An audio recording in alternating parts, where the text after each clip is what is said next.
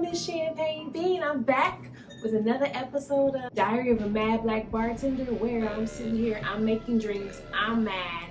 I'm not mad as in angry, I'm mad as in crazy. If you are a first timer here, welcome. I'm Misschampagneb. I am a mobile bartender. A lot of people just drink alcohol just to get drunk, and even though that is something that you can do, there's more to it. My goal is to be able to travel the world and bartend at different places. If you like what you see today, please subscribe, like, and comment.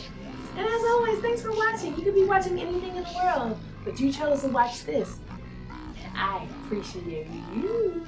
For the next few weeks, we're going to practice our vodka drinks. I will tell you, it's going to be a little ghetto today because I did forget to get some garnishes. But let me tell y'all, I've been working at this bar, and they've been having me working like almost 40 hours a week. And they've been working me to death, working like 40 hours a week. I've not been able to really do my stuff. And you know, I'm not trying to work for people forever. You gotta watch out when you're in the restaurant industry or just in any industry. A lot of people feel like you're there to just help the business grow, and you are. There should be times where you should step in, and maybe you do have to do something a little late.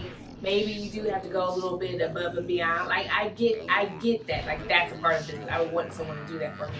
But I also recognize that everybody ain't trying to make this job their career. Everybody isn't here just rah-rah for the job, for the team. They're not willing to give blood, sweat, and tears. Some people really just want a paycheck. So you gotta remind some businesses, like, I'm just here for a paycheck. I ain't here for all this. I'm just here to get paid and get the fuck up out of here. Stop trying to keep me 4 hours and hours to phone in. So like I said, we're gonna do a vodka week. This week we're gonna start out with Tito's. Yay, Tito's! Now you guys know, we've heard about Tito's. Tito's is like one of the top vodka drinks that everybody or everyone is ordering right now. Let me get Tito's, let me get Tito's, let me get Tito's. Some people order it so much they say shit like, let me get Tito's and vodka. I don't know if that's something some of y'all are like, I don't understand what's wrong with it. Tito's is known for promoting that they are gluten-free, and I know that's why people drink it, but a lot of vodka is in essence gluten-free just because of the distillation process. When vodka is distilled, it has to go through a really, really thin still. So vodka is made from like mash items, which could be a corn mash, some places do potatoes, and they add a little bit of, some people add water, and they let it kind of ferment, and they let it boil and heat up. And at the top of it, it creates a vapor. All right, so this vapor, like steam, all right, this steam is collected, and it trickles down this cord, or this coil, which is called a copper still. And because that's how it's done, in essence, gluten is a little bit thicker than what a copper still would normally allow. So for the most part, most vodka, I'll say all vodka, is for the most part gluten-free. If this is the key word, if it's only vodka. If it's a flavored vodka, they've added sugar to it, so it's no longer gluten-free. Now, that is the controversy. However, some places like Tito's have decided to do like a gluten test to kind of confirm, yeah, we don't have gluten in it. So don't go out here just drinking random gluten vodka or random vodka. So my Misschampagneb said it's not gluten. I said in theory. And if I didn't say in theory, I'm saying now. In theory, handmade vodka, award-winning American vodka crafted in an old-fashioned pot still that we talked about. It's still distilled 6 times. So that's what kind of separates a lot of vodkas from other people, is really the distillation process. There's like a vodka base that is created, and it's only created by certain manufacturers. Like there's like these 3-4 manufacturers that have the vodka game on lock in the United States. And what people like Tito's or other American brands will do, and even brands outside the country will do this, they will just purchase this once distilled vodka, and then they take it into their process and they redistill it however many times to get the desired flavor that they have. Now, the crazy thing about vodka is vodka tends to be tasteless and odorless. So I guess, you know, when you're tasting vodka, you're tasting to see how smooth it is, if it's kind of gritty. whatever may be the case. But the reason why people love vodka is because it doesn't really have a strong taste. You can basically mix it with anything. So if you're at a bar and you want a cocktail drink, and a lot of different type of liquors have various type of fruits, or they've been distilled or fermented differently, so they may have more distinct taste, like gin and whiskey. But if you want something like straight to the point, and you're just like, I really want to taste the juice more so than liquor, or you're just kind of like, I don't like weird liquor taste, vodka is usually going to be the best thing for you though. What do you need today for our cocktails? Duh, you need vodka. It doesn't have to be Tito's, you just need some type of vodka. Collins glasses. Collins glasses are tall, they're skinny, they're round for the most part. Mine are a little more special. Because they're like a glass that was made by a company, as you see, NBC. And then also you'll need a Copper Mule cup. Ooh. If you're like, you need glasses, let me tell you guys, don't worry about buying brand new glasses.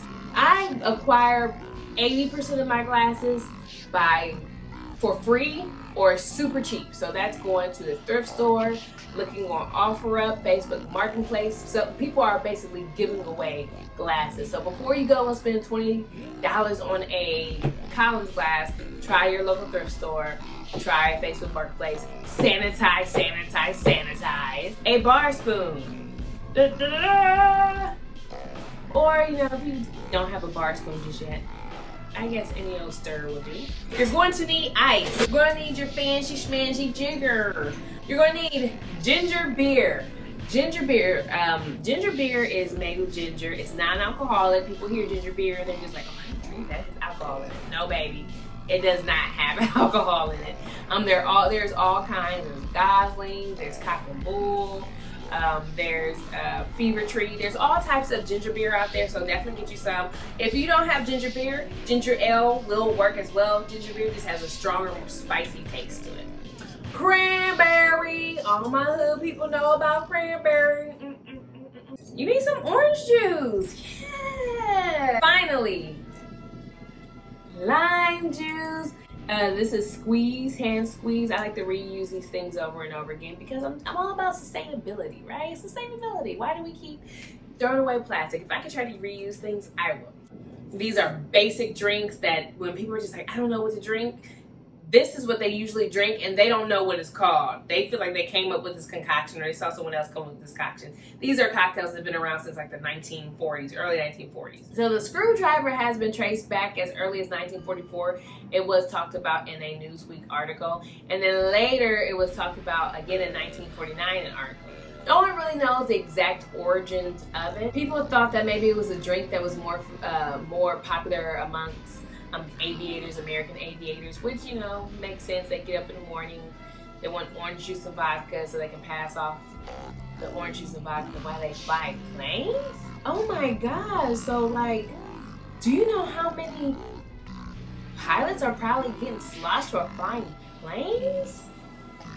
Traditionally, your screwdriver should be in a highball glass, but again, sometimes you gotta use what you got to get where you want to go.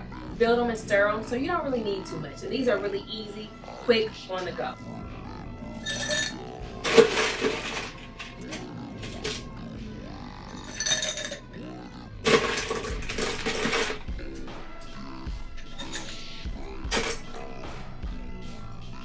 Next, let's get us some liquor. We're gonna do 1.5 ounces of vodka. Get your jigger. Your jigger usually has your the measurements on the sides of them. This is a Japanese jigger, which I really love. I really like it. It's so sexy because you just. So we only want 1.5 ounces. This is a 2-ounce jigger and a 1-ounce jigger. So I'm just going to use the 2-ounce side for it. See, it smells like nothing but alcohol. But it's not like too harsh of alcohol.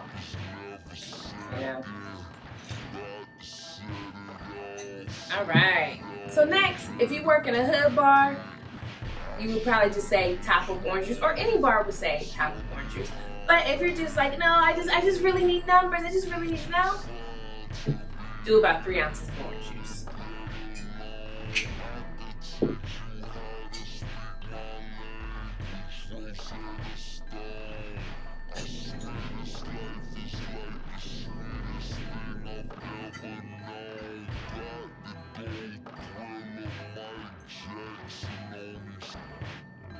If you want to go the extra route, you can stir it a little bit or just like jostle it around. So we'll just, I don't want to do too much stirring.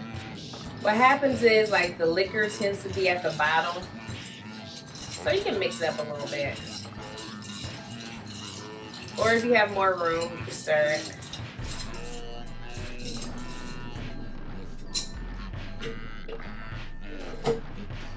And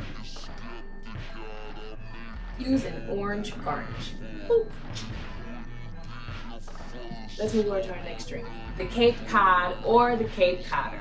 The Cape Cod came around the 1940s. See, after Prohibition, after the lifting of Prohibition, people were just like, oh my gosh, thank you so much for the liquor. We just needed it so bad. And they were just going crazy with making these cocktails, especially with vodka was just taking off. Massachusetts and Cape Cod are notorious for having tons and tons of cranberry. Now, Ocean Spray, which is like a cranberry giant, asked about them. Ocean Spray was like, look, you guys, we need to come up with some type of drink because we really want to promote our band, and we really want to promote our brand. We need something. So, what did they come up with? They came up with something they called the Red Devil. It was vodka, and it was a cranberry juice thrown together.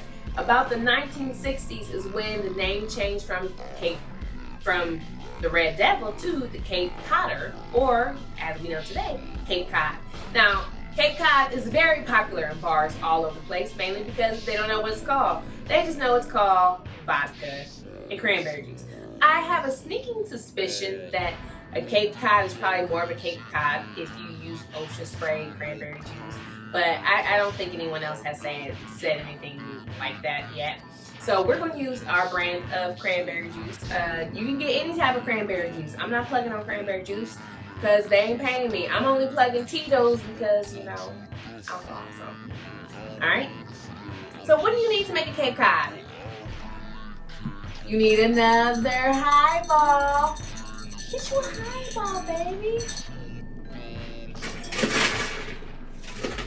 Fill it up with ice. Same thing with this. We're gonna build it and then we're gonna stir it up. Some people will say don't stir it up. And if you're in a busy restaurant, I might agree with you. Don't stir that shit up. But just because we're making it fancy, we're gonna stir it. So step one, get your favorite brand of vodka. Today's vodka is Tito's. We're going to use 1.5 ounces of vodka. Ooh.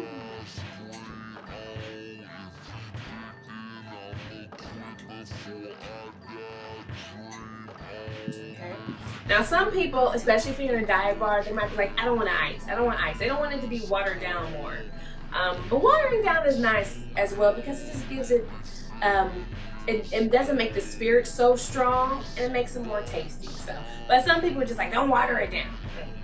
Next, you would top with cranberry juice. But if you're like, no, champagne, I need numbers, do about 2.5 ounces of cranberry juice.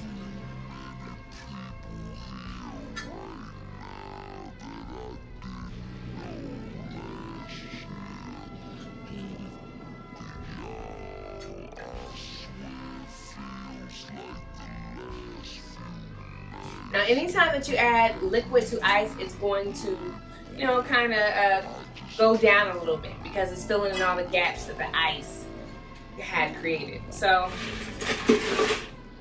in other restaurants, they're going to tell you to add more ice. In hood bars, you know what it is.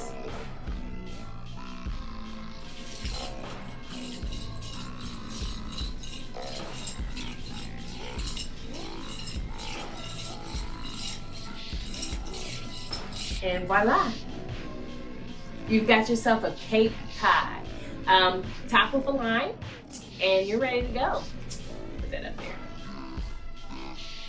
Our final one, which is a little more spicy and a lot more that people are familiar with, the Moscow Mule.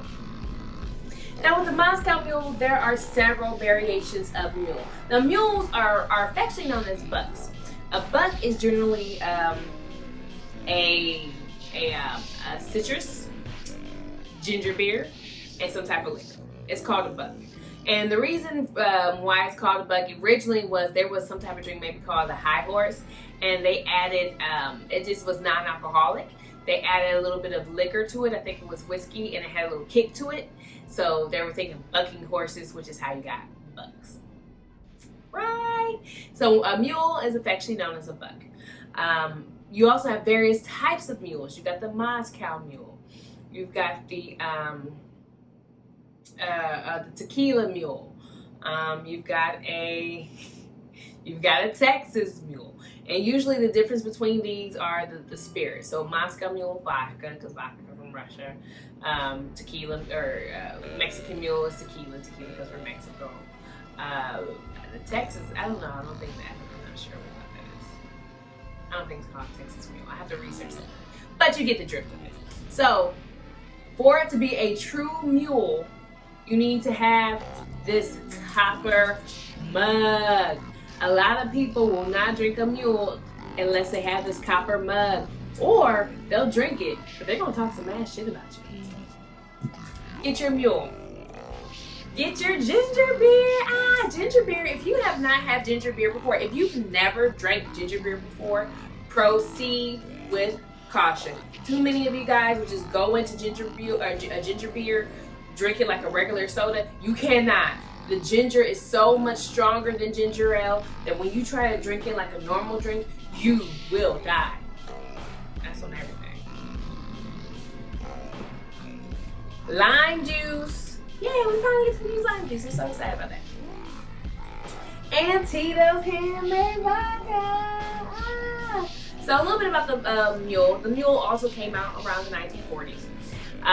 There was a new drink, a new vodka that was just all the rage. It was called Smirnoff vodka. And the Smirnoff distributors were like, how can we get this drink out there? What can we do? On the other hand, there was a guy who had like a shit ton of ginger beer. And he's like, what can I do with this ginger beer? I've got so much of it. Well, they came together and made this delicious drink. Of all three of these drinks, the ginger drink is probably my personal favorite. It's just because the ginger is a little bit softened down, and you got the vodka and the lime juice. Oh, it goes so well. So well. So, again, this is another built drink. All of these are built drinks, which means we don't shake. We just pour on top of each other, and we might stir it just to have a little something else. Another reason why you probably won't want to shake a mule is because it's ginger beer. It's never shake soda. Never shake sodas unless you like wearing sodas. Don't shake sodas. So now we're gonna get some ice.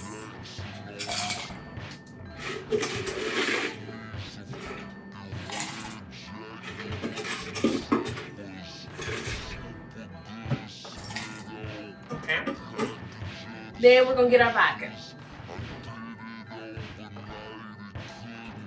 We're gonna do 2 ounces of vodka because we're dangerous, baby.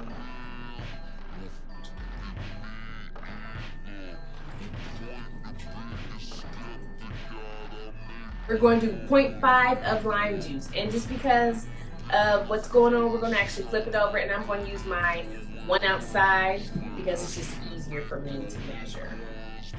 I feel more comfortable doing that. Not too much. You know, they say don't cry over spilt milk, and that's so true if you're breastfeeding. That's the same way if you hand squeeze all your lemon and lime juice.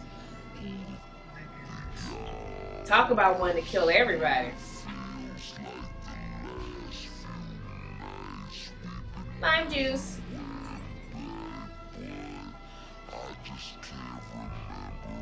Finally, you would top with ginger beer. I know. Hey, Misschampagneb, I just need numbers. I'm here for it. We're going to do 3 ounces of ginger beer.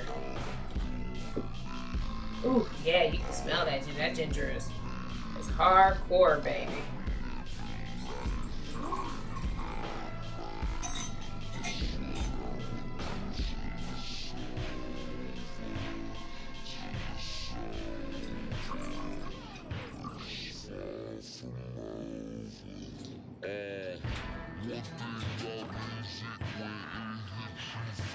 Now, in theory, this is ready to serve, but if you just want to be fancy, let's use our spoon. Let's use our stirring spoon.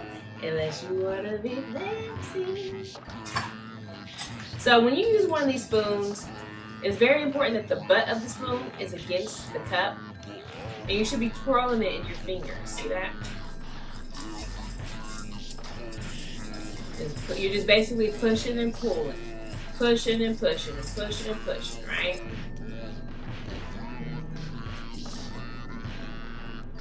We made 3 awesome drinks today. We made our screwdriver, our Cape Cod or the Cape Codder, and our Moscow Mule. Which drink is your favorite? Which drink have you tried, and which drink are you going to try? Thank you so much for watching me again today. I'm Misschampagneb. If you like what you saw, please subscribe, please like, please comment, and let me know what vodka you want me to try next.